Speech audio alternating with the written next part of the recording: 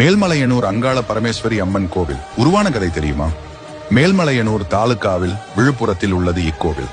இங்குள்ள அங்காள பரமேஸ்வரியை புற்று தேவி என்றே கூறுகிறார்கள்.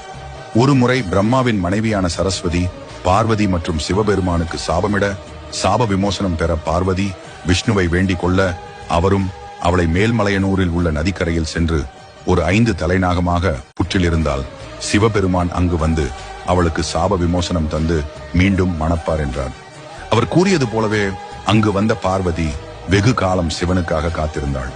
சிவனும் மேல்மலையனூரில் இருந்த நதியை தாண்டி வந்தபோது அகோர உருவில் பாம்பாக இருந்த பார்வதியும் சிவபெருமானும் சாப விமோசனம் பெற்றனர்.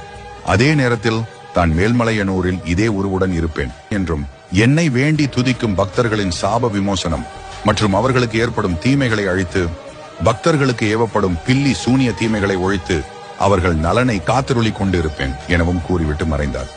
அதனால் பார்வதி அதே இடத்தில் பூமியில் புற்றில் பாம்பாக உள்ளதாக ஒரு ஐதீகமும் நம்பிக்கையும் உள்ளது. அமாவாசை நாட்களில் ஆலயத்தில் கூட்டம் நிரம்பி வழியும். கருவறையில் உள்ள புற்றையே தேவியாக வழிபட்டு பூஜிக்கின்றார்கள். பௌர்ணமி தினங்களில் அந்த ஆலயம் பக்தர்கள் வந்து வணங்க 24 மணி நேரமும் திறந்து வைக்கப்பட்டு உள்ளது. பிப்ரவரி மார்ச் மாதங்களில் அங்காள பரமேஸ்வரிக்கு நடைபெறும் வருடாந்திர திருவிழாவின் போது மயான கொள்ளை என்ற பெயரில் பெரிய விழா நடைபெறுகிறது. அங்காள பரமேஸ்வரிக்கு நாட்டின் பல இடங்களிலும் ஆலயங்கள் உள்ளன என்றாலும் அவளுக்கு மேல்மலையனூர் ஆலயமே முக்கியமான ஆலயம்.